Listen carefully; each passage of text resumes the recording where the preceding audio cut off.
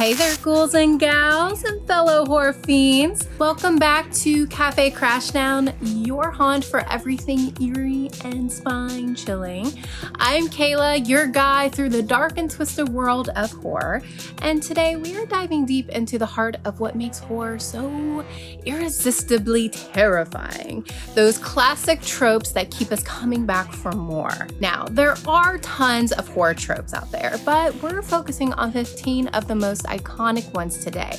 So if you want to deep dive into more of these horror tropes, let me know in the comments below and I will definitely make that happen for you. But yeah, enough of that. Let's roll the intro.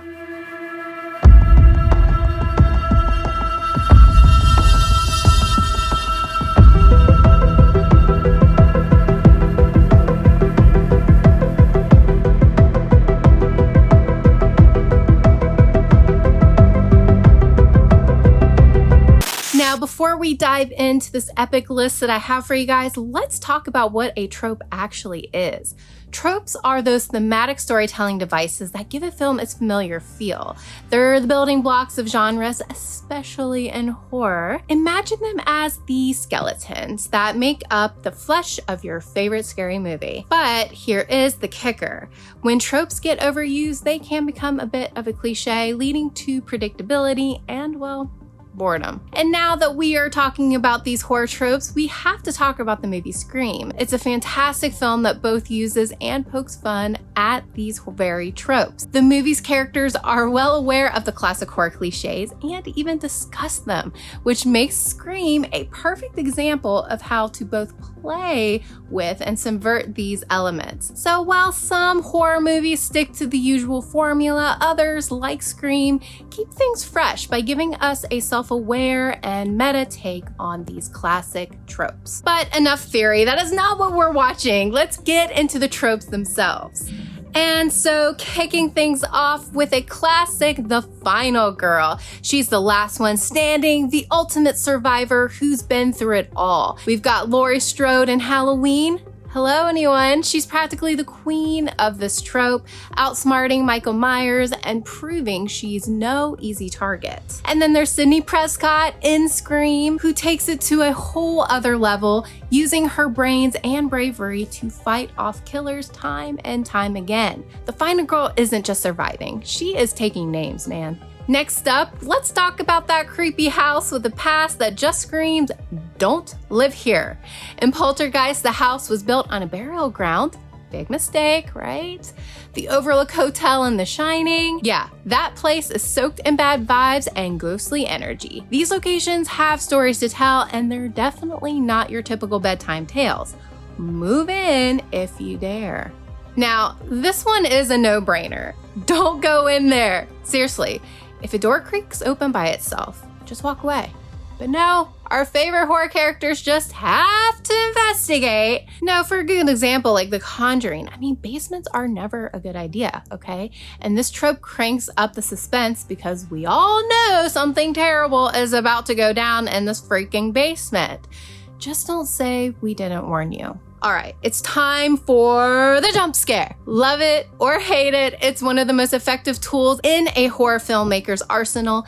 It's that sudden jolt that makes you leap out of your seat and your heart skip a beat. The Exorcist and Insidious both mastered this with terrifying precision, keeping us engaged and terrifying all the way through. When done right, a good jump scare is like a horror movie's signature move.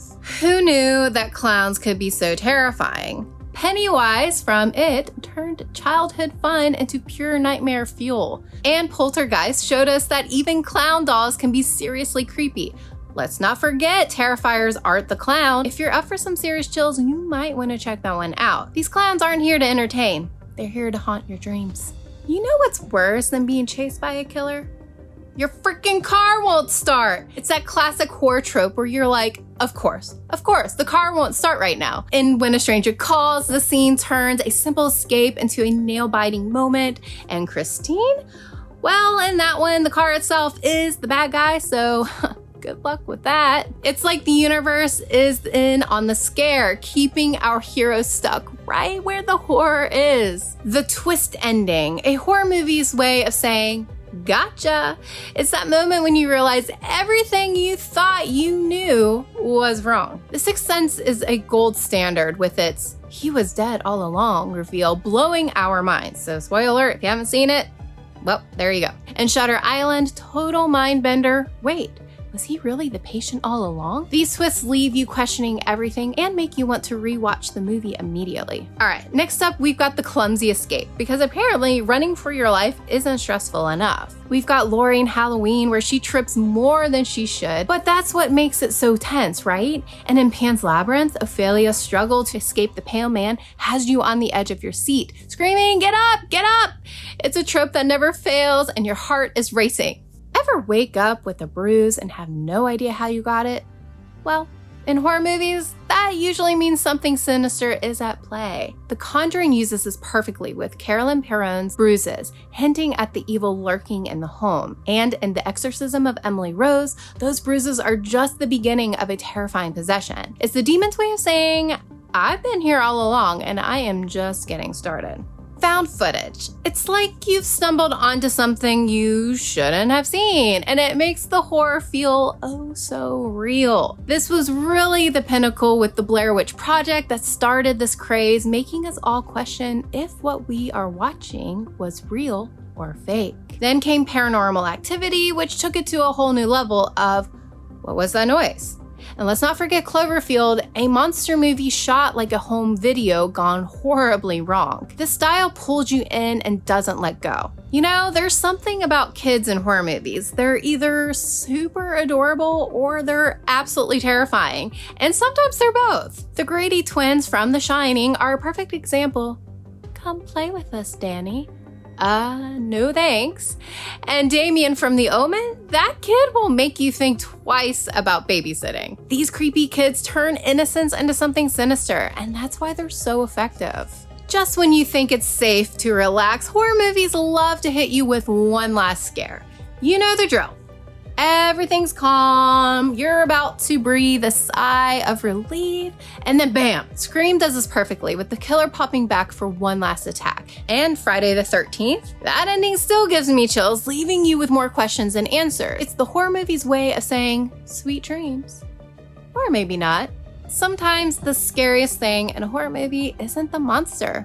It's the humans. 10 Cloverfield Lane flips the script, making the human captor way scarier than an alien threat. And Night of the Living Dead? That movie reminds us that when the chips are down, it's often other people we should be afraid of. This trope hits home because it's all about the darkness within us. I mean, Walking Dead, for example. Walking Dead totally explores this specific horror trope. So dolls are supposed to be cute, right? Well, not in horror movies.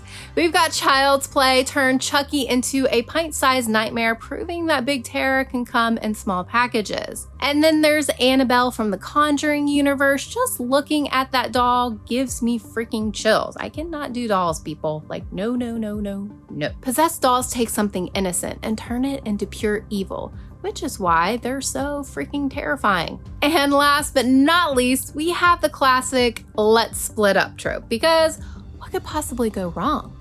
Spoiler alert, everything. In Scream, this trope is practically a death sentence, and you're just yelling at the screen, stick together, people. And The Cabin in the Woods takes this trope and flips it on its head, showing us why it's always a bad idea. Seriously, when will they learn? And there you have it. 15 of the most common horror tropes that have both terrified and delighted us over the years. Whether you love them, hate them, or just love to hate them, these tropes are a big part of what makes horror so much fun. If there's a trope I missed, or if you want me to dive into even more, let me know in the comments.